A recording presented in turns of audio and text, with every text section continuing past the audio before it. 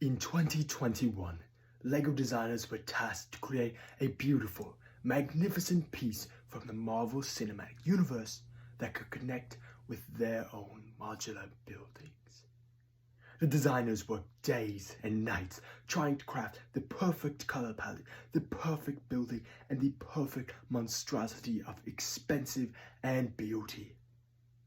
What they came up with was truly a spectacle, and LEGO lovers and Marvel lovers came together to drive it straight out of the stores as soon as it released. And poor old Xander couldn't afford to get the set, even when it came back to stores in 2022.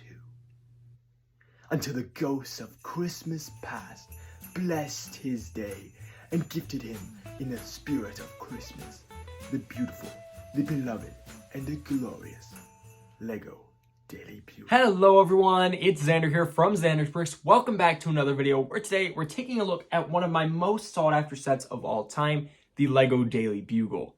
Now this monster of a set comes in at 3,772 pieces and comes with 25 minifigures.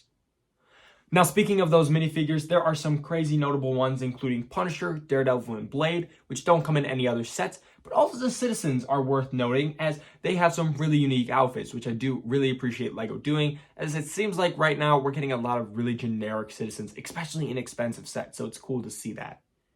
Another good thing to note is that Spider-Man has arm printing in this set, which isn't something you see very often in Spider-Man, and this Spider-Man fig just looks awesome in general. Another notable fig, of course, is going to have to be Peter Porker, which is just an awesome mold, and I'm so happy they decided to include such a bizarre figure in this set. Back to the actual build of this set, this giant gray skyscraper is much more than just a giant monstrosity of gray. This thing spans nearly double the height of a normal modular, but there's something unique about it that other modulars just don't have, and that's the ability to remove the front walls from each floor rather than having to remove each floor to gain access. This is such a unique touch and gives people the ability to really gain access to the floors a lot easier. Now, unfortunately, this aspect is not included in the main floor, and they do try to include it using this rock feature on the side, but it's just not the same. And you would have to remove every single floor to gain access to it, which is a little precarious, but it can be done pretty easily.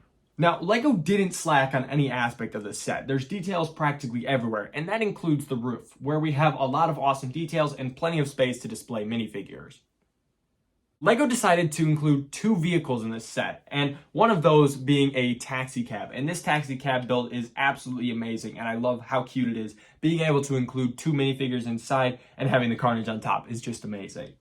But they also decided to include a Spider-Man buggy, which is such a unique touch, and unfortunately, on the box, it doesn't include a minifigure on the inside of it, which is a little bit strange, but it is a cool little build, and it just kind of seems like a filler, but it's okay. It still looks nice. Even the back has some details, including a billboard and things like that, but there's nothing too notable. So this means you can still display it up against a wall and not feel like you're missing any aspects.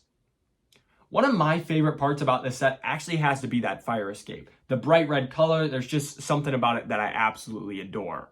But of course, my favorite aspect is going to have to be the exploding goblin wall. I mean, this thing just looks absolutely stunning. And a cool thing about it is you can actually take every single piece from that and rebuild it into a fully formed wall if you don't like it the way it is. But of course, I'm going to leave it like this, and maybe I'll even add some more carnage, which is just so cool.